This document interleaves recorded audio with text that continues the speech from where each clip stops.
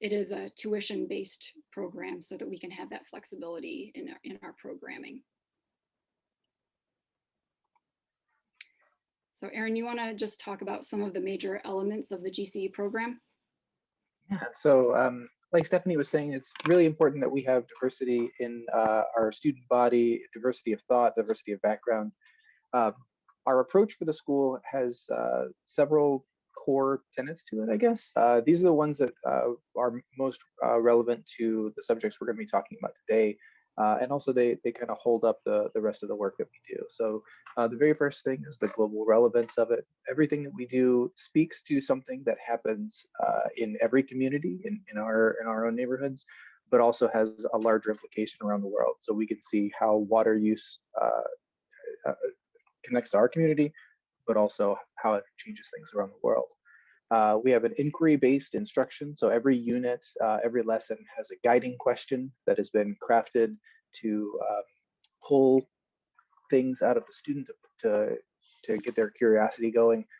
We also lean heavily on questions that are generated by students. So what kinds of things they want to pursue and incorporate that into our work. We use project-based assessments.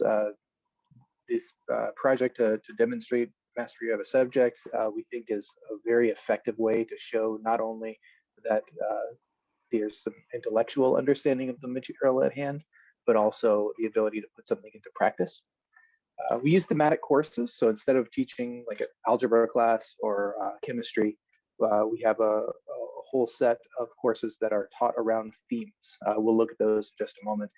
But we do find that the themes allow us to make connections to the work so it doesn't seem like an abstract or a siloed topic, but rather something that's applied to the world that's around them. Our courses are integrated, so we have STEAM courses, and then we have humanities that deals with history, language subjects. And we find that the integration just makes more sense because, again, that siloing of work tends to not reflect the kind of experience that we have in the world. And then lastly on here is the real world learning. We want to make sure that students understand that school is not a disconnect from the real world, but it can be a preparation for the real world or an experience in the real world. And so we connect to the world around us, we connect to our community, we connect to the world, even more so in the virtual space here. So we'll take a look at some examples of that as well. Thank you. So before we jump into the actual curriculum and look at it, we just want to spend a little bit more time going through each of these 6 elements and what they mean. So this is a question that we thought about a lot when we were starting the school. We have the name Global Citizenship Experience. So we started thinking about what does that global citizenship mean to us as a school, and what would it mean to be preparing students to be global citizens. So we started thinking about this question, and I'm going to pose the same question to you all, and you can use the chat to just write your thoughts down of what are some things that you know students are, I mean, and we say face in their lifetimes like it's in the future, but things that are already happening, right? Earlier in the day, we talked about the climate strike. We know that students are aware of these issues and we're already being affected by them. So just take a minute to put some thoughts in the chat. What are some challenges that you know that students are currently facing, or you know that they are going to have to confront at some point in their lifetime? And I'm going to ask Aaron to help a little bit here. It's not easy for me to see the chat, so you can, if you want to just highlight anything that comes in as people are filling up the chat. Yeah, it looks like some things that actually were coming up in the conversation whenever I popped in the main room. Food, access to water, thinking about the economy. That's especially pressing things on a lot of these students and their families at the moment.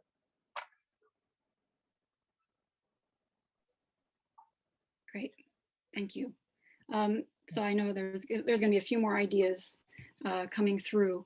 What we noticed is that, you know, we started the school 10 years ago. So the Sustainable Development Goals had not been adopted at that time. It was the Millennium Development Goals.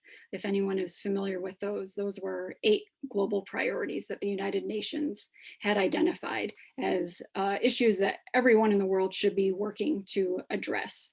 And so we thought, well, if these are global priorities and we are developing global citizens, then we really should be looking at the issues that the United Nations has identified.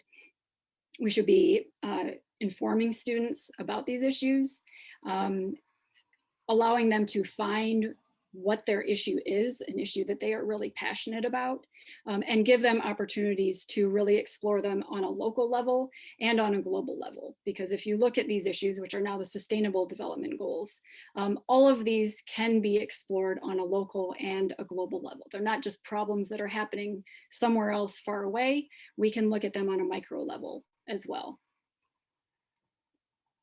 So what does this look like in terms of our actual programming? I said earlier that we have a little bit more freedom in our curriculum because we're an independent school. So the second and third elements that we talked about as being core to our model are inquiry-based instruction and project-based assessments. So every single class that students take, every unit they complete goes through this same cycle in the curriculum. It always starts with an internal investigation. And if anybody, I haven't invited anyone into the conversation yet, so I'm going to invite you now. When you hear this idea of internal investigation, does anybody have any idea of what that might mean? And I'll ask people to unmute themselves if they would like to jump in here. What might an internal investigation look like in a classroom? I see a hand up. Unfortunately, I can't see your name. I have someone raised a hand. I raised my hand. Yes. Oh, there we go. Thank you. There you go. It could be finding out what the students' passions and interests are in the context of the direction you're taking. Yes, great. So figuring out kind of internally what's important to students, what's their entry point, what do they already know, kind of taking a skills assessment. But also this is where our core resources come in. We need to build some kind of a shared understanding of the concept or the theme that we are investigating or the question that we're pursuing. So the internal investigation looks a lot like, kind of a traditional, let's look at the core readings we need, let's learn the formulas, what are the science concepts that we need to understand in order to even pursue the guiding question that has been posed. So then we move into, once they have that foundational understanding, we move into the external investigation. Anybody want to take a stab at what that might be? They've done the internal investigation. We move into an external investigation. I see another hand up. I don't know why I can't see names. So my name is Valerie, and it might be, I don't know, like primary and secondary research where you go and investigate on the web, around people, asking interviews, things like this. Yes, and I want to highlight interviews. Thank you for sharing.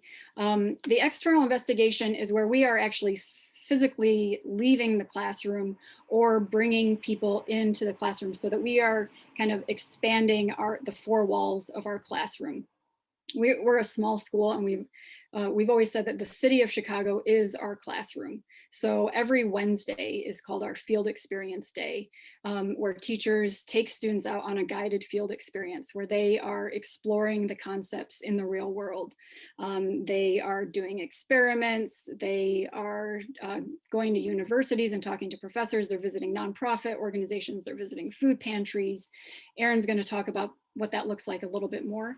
But external investigation is like pushing it out of the classroom. And then all of that culminates in an action project. So the final assessments are all action projects. So this is just a quick summary of keywords there. So what does this mean for a student schedule? We said that our classes are thematic and integrated, and I'm gonna let Erin talk about that a little bit. Yeah, this next slide has an overview of our entire scope and sequence. And so I, again, want to invite you to take a look at the names of our courses and see how these relate to the problems that you had addressed earlier, see how they relate to the SDGs, and see what comes up in terms of content that you think might be addressed in any of these courses. So you can see that they're organized both by content, STEAM humanities, which discipline they're in, and then also according to grade level. I'll give you just a moment to look at that, and then we'll talk about it just in a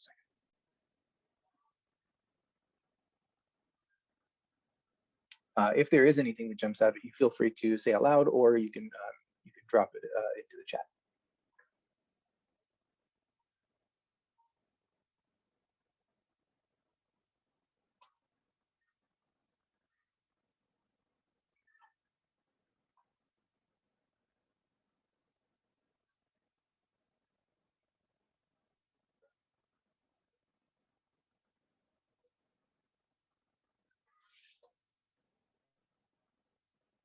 All right, so my first question for you is just going to be base level. What do you notice? What do you see that's on this list?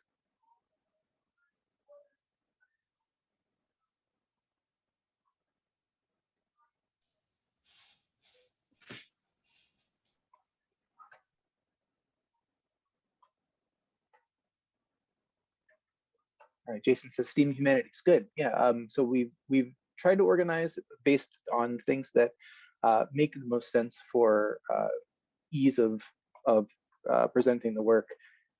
We don't want anything to feel forced. We don't want anything to feel shoehorned in to try to make it fit. And so that's been something that's been developed over time.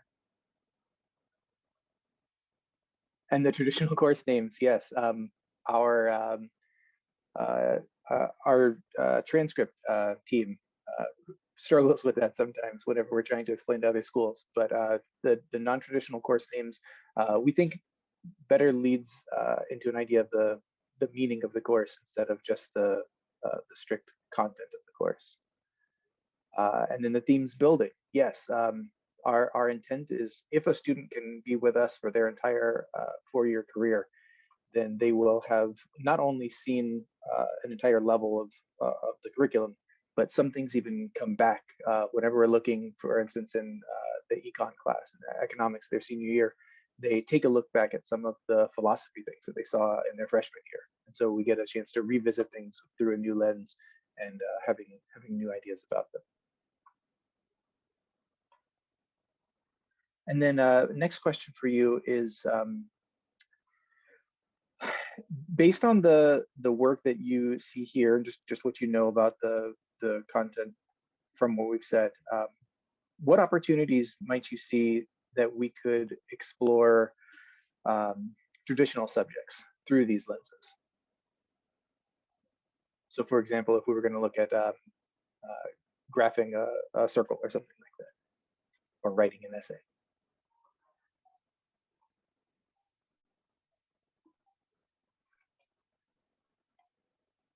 All right, Valerie says that all subjects are represented. We feel pretty strongly that we've had a really good representation of material that's here. And we've gone through many revisions to try to make it that way. Thank you.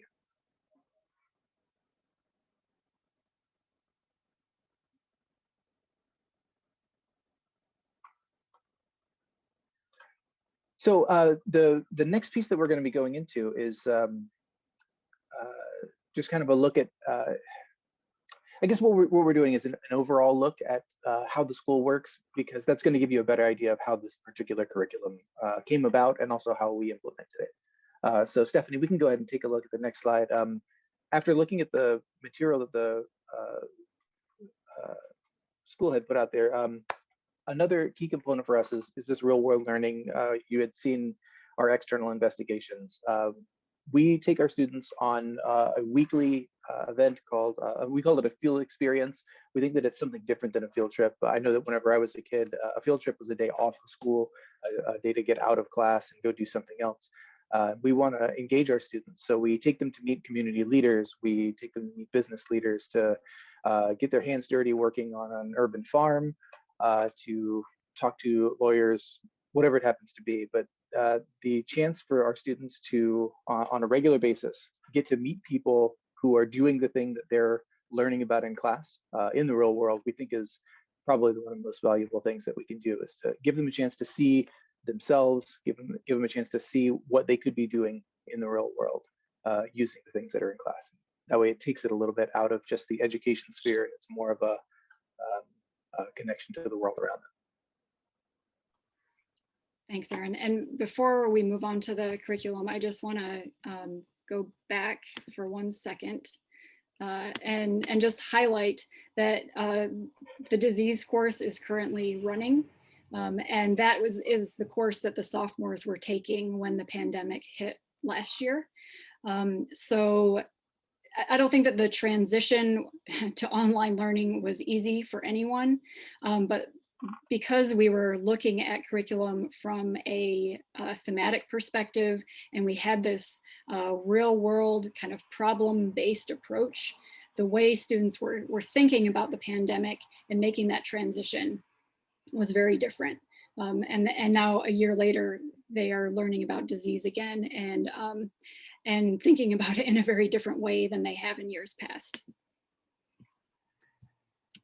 Okay. So how can students be part of the conversation to push for climate change action? That's what everybody is here for, is a conversation about climate change. Climate change is a complex issue. It requires multiple disciplines to develop solutions. We need to come at it from this integrated thinking.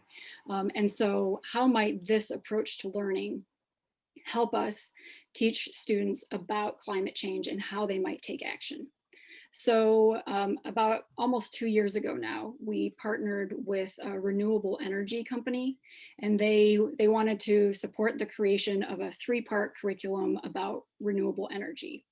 And so the project was originally pitched as, well, let's develop a 3-part series. One project will be about solar power, one will be about wind, and one will be about hydropower. And then students will know about renewable energy.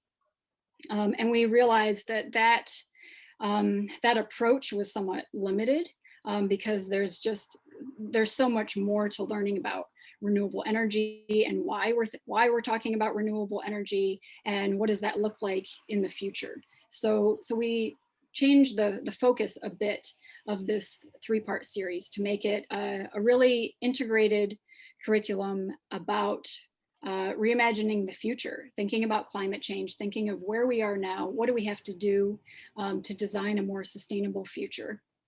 And also we know that a lot of schools don't have the luxury that we have at GCE to work together, collaborate across departments. And so we wanted to create this series that allowed teachers to collaborate with each other across disciplines. And I also knew that I had talked to a lot of humanities teachers who said, well, climate change isn't really a topic that I can talk about in the classroom because it doesn't fit with my standards. And so that's something that's for the science teachers. And I don't have any role in teaching that, even though I would like to talk about it in my classroom. So what we came up with was this 3-part series. One is called Refueling the Future. So it's more of a science project that's looking at the science of climate change and energy. The next one is a design and engineering project where students are using design thinking to think about climate change and kind of going through that design thinking cycle to develop solutions.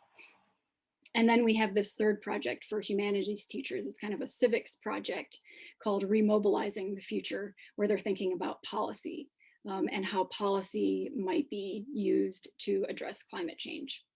So what we would like to do now is give you all a chance to actually choose one of these projects and think about it, go through it with a little bit of time, click through the project. And we're going to ask you to think about the structure of the project in a few different ways. So first, you're going to choose one of the projects. And Aaron, if you haven't put those in the chat, would you mind putting links in the chat? Those are direct links. I just dropped them in the chat there. Awesome. Yeah. Thank you. Thank you. So choose one of the projects. I don't think you're going to have time to go through all 3 in this time, but if you make it through all 3, congratulations. I would prefer that you just choose one and really go through it in depth. So choose one of the projects, click through the slides, and then create a map or an outline of the learning journey. If you work in terms of outlines, you're welcome to do that. If you want to do, we've had people do like mandalas and maps with arrows, whatever kind of mind map or approach you want to take to this. The idea is that you're looking at the learning journey and what does that look like throughout this project. We talked about having an internal investigation, external investigation, and action project. So what does that really look like in action in terms of our curriculum? And also take note of the resources included in the project. We talked a little bit about guiding questions. What does the external investigation look like? Worksheets, videos, how are resources embedded? And so we're